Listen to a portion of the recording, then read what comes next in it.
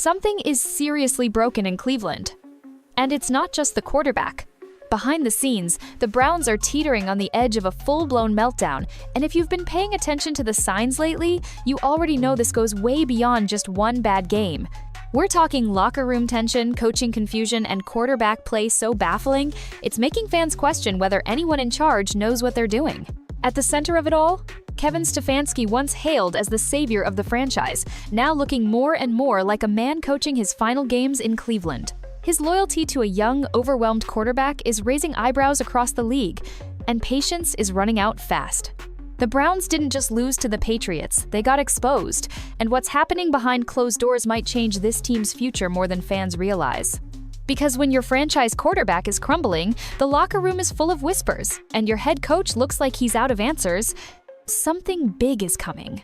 And if the Browns don't act fast enough, the fallout could leave this franchise in ruins yet again. The cameras didn't catch it, the microphones were off, but according to multiple insiders close to the team, what's happening behind the scenes in the Browns locker room right now is anything but normal.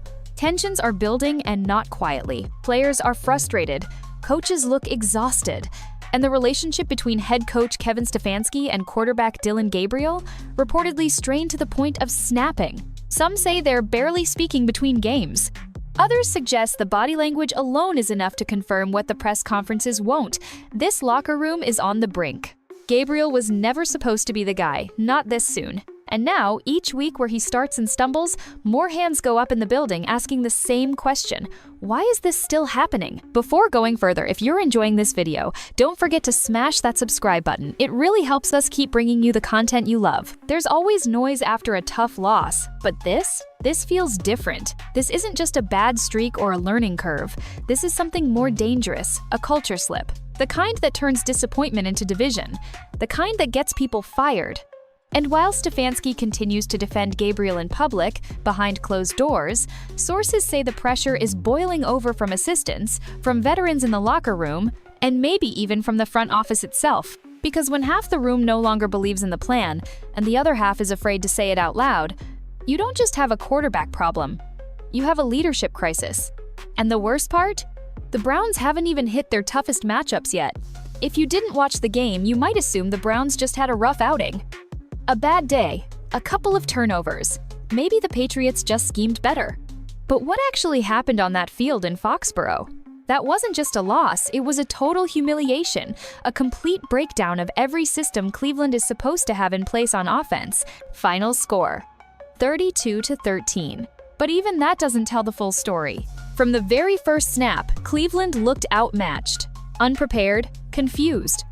One team looked like a playoff contender on the rise, the other looked like they had never practiced together. And, unfortunately, the latter was the one wearing orange and brown.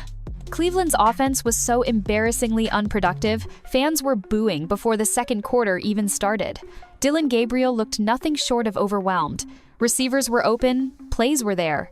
And yet, misfire after misfire, drive after stalled drive, Cleveland collapsed in real time again. And when the nightmare was finally over, there was one thing everyone could agree on. This wasn't just a poor performance, this was the low point of the season. But the unraveling didn't stop on the field because what came after might have been even worse. Whatever confidence Dillon Gabriel once had, it's gone. And if Sunday's game proved anything, it's that he's completely in over his head.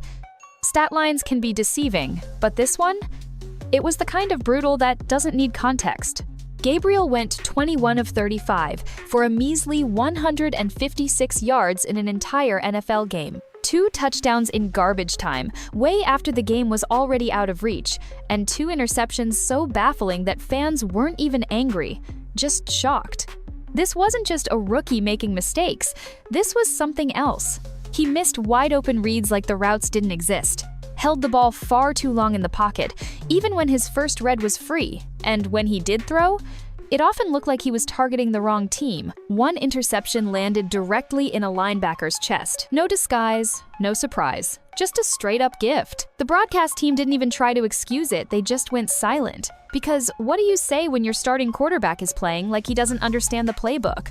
And here's the thing, we're not talking about flashes of brilliance mixed with bad rookie habits. We're talking serial breakdowns in fundamentals. Every single week, Gabriel looks scared. He looks confused.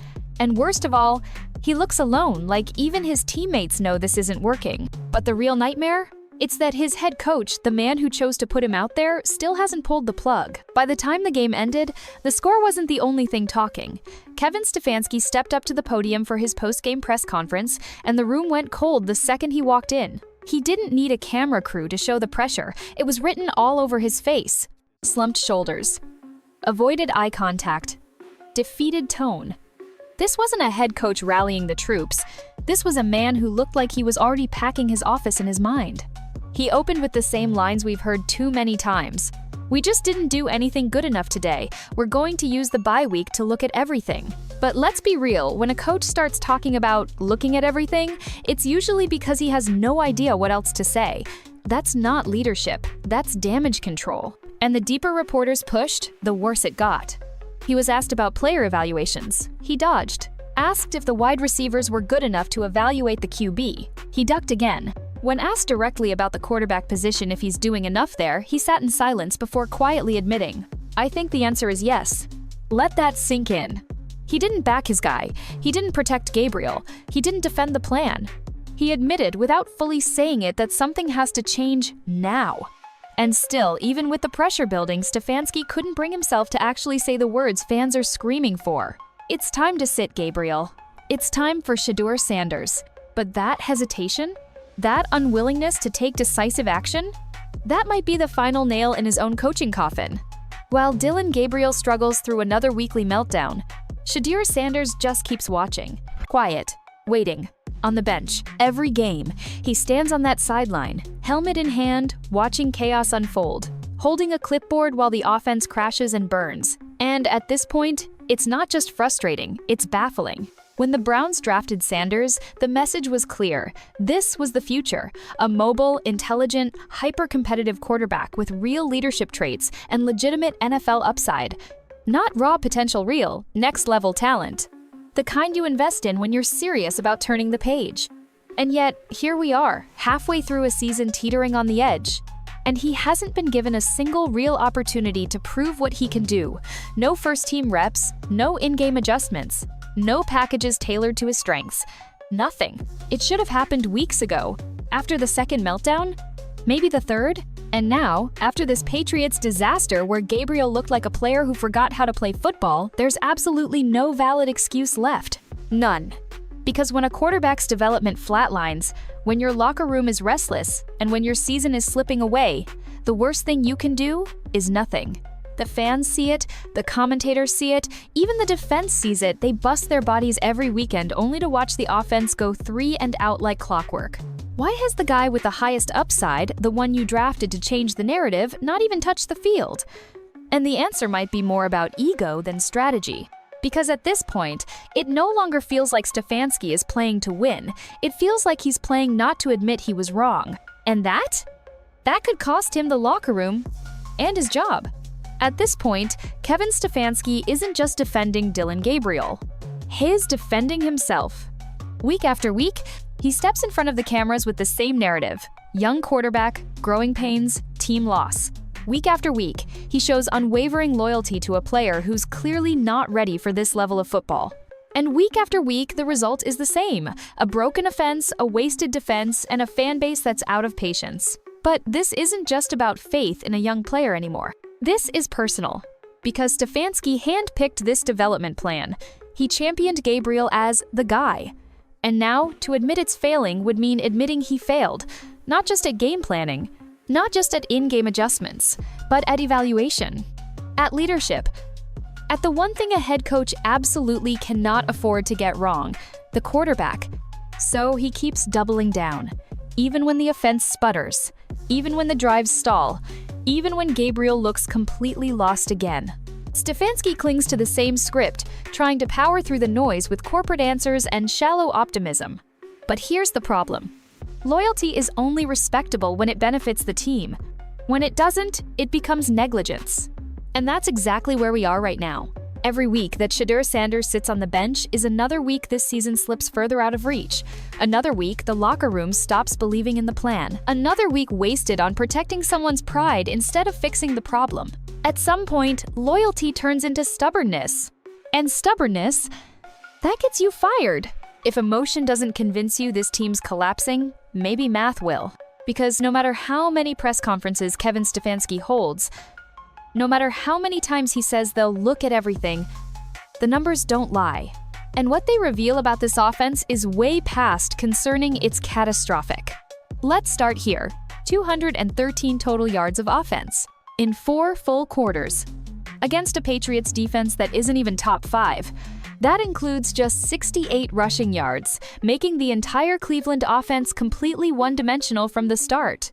New England defenders knew they didn't have to respect the run, they just pinned their ears back, rushed the passer, and watched the Browns collapse. Dillon Gabriel completed just 21 of 35 passes for a pathetic 156 yards. That's less than 5 yards per attempt. For an NFL quarterback, that's not low. That's career-ending if it keeps happening. Third down efficiency? 2 for 11. That's an 18% conversion rate unacceptable at the college level, let alone the pros. Fourth down efficiency? 1 for 3. Meaning even the desperation plays didn't work. Red zone touchdown rate? Practically non-existent, unless you're counting garbage time.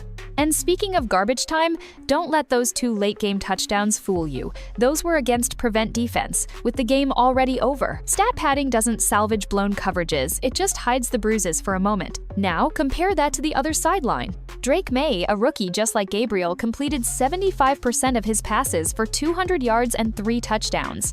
He faced the same defense, the same pressure, and the same game conditions, and yet somehow looked like a 10-year veteran controlling a playoff offense. Why? Because he played with poise. Because he played like he belonged. Gabriel didn't, and it showed. But maybe the most damning stat of all? Myles Garrett recorded 5 sacks. In 1 game. A generational performance by a generational talent, and the Browns still lost by 19. Let that sink in.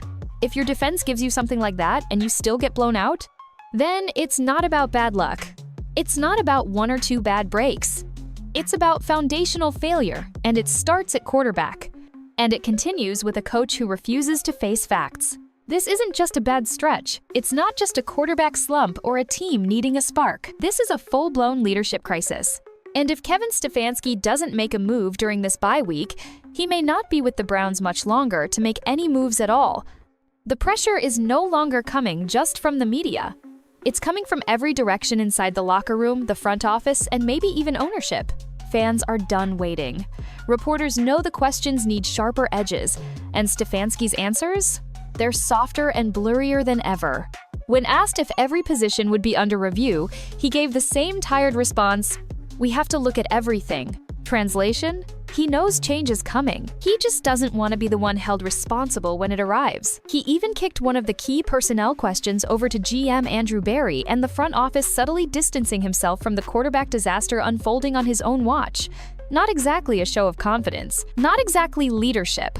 And that quote? "We like the guys we have." That's not a coach defending his team. That's a man trying to keep the door open for everyone, including his potential replacement. Because now, the clock is ticking. The fan base is restless. The defense is furious. The media is circling. And the GM? He's likely already thinking about long-term damage control, especially if Stefanski keeps clinging to a quarterback who clearly can't win games in the NFL. And let's be perfectly honest, if Shedeur Sanders isn't named the starter after this bye week, if the Browns really choose to walk back into the fire with Gabriel leading the charge again, then maybe the problem isn't just the quarterback. Maybe it's the guy sending Gabriel out there in the first place. And in the NFL, when your team gets embarrassed, when your locker room loses faith, and your game day decisions keep putting you in a hole, you don't just lose games. You lose your job. The Cleveland Browns walked into this season with hope, with talent, with defensive firepower, and with a belief that maybe, just maybe, the dysfunction was finally behind them. But here we are, stuck in the same cycle this fan base has watched for 2 decades. A quarterback who wasn't ready, a coach who waited too long, and a team too talented to waste, being wasted every single week. This bye week isn't just a pause in the season. It's a fork in the road.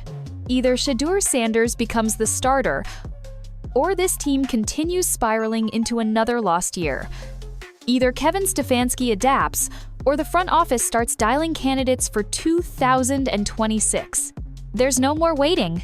No more hiding behind empty press conference quotes. And no more second chances to get it right. Because the truth is brutally simple. If the Browns don't make a move now, they won't just lose this season. They'll lose the locker room, they'll lose the fans. And maybe worst of all, they'll lose the belief that anything can ever actually change in Cleveland. The next decision won't just define the final 9 games. It could reshape the next 9 years. So the only question left is, will the Browns finally make the right move? Or stay loyal to the mistake that sinks them all?